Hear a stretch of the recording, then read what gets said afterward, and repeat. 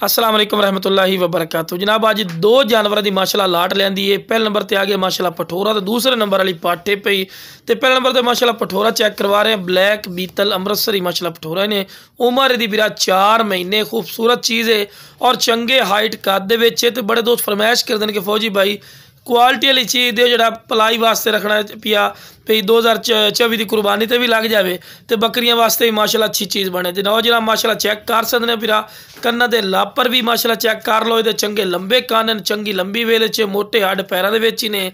तो खावन का माशाल्लाह शदादा ही ने, चारा फुल खमदा, खूबसूरत चीज़ है। तो टोर फिर के विखा रहे हैं माशाल्लाह कि सेहतमंद चीज़ ने।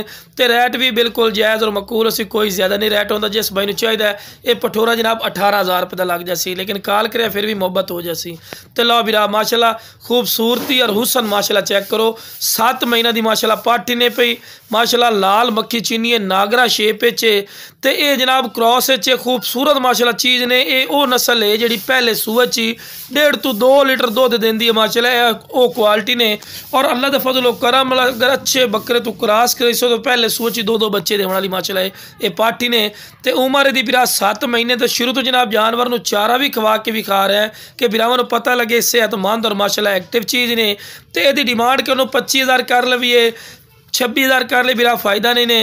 इस जिस भाई ने चाहिए जनाब यदि भी 18,000 रुपये डिमांड करते पे हैं तो फिर भी प्यार मुहब्बत काले से कन्ना के लापर भी बिरा चेक कर सकते हैं।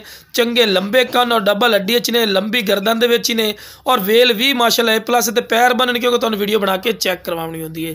तो लो फिर इस तो बाद टोर फिर के विखा रहा है कि कोई लंगड़ी लूल माशाल्लाह वेल भी चेक कर सकते हैं। आम इतनी पट्ठा की बिरा वेल नहीं होती जितनी इस पाट की माशाल्लाह वेल ही ने। और दोवें को बिल्कुल तीर वाली कर सीधी तो शहजादी माशाल्लाह कबूतरी पाठी ने। तो जनाब ये पट मंडी या किसी अयाली को पूछो तो बिरा 25-26 तो गाड़ नहीं देंगे ने, लेकिन 18,000 डिमांड ने फिर भी प्यार मुहब्बत हो जासी।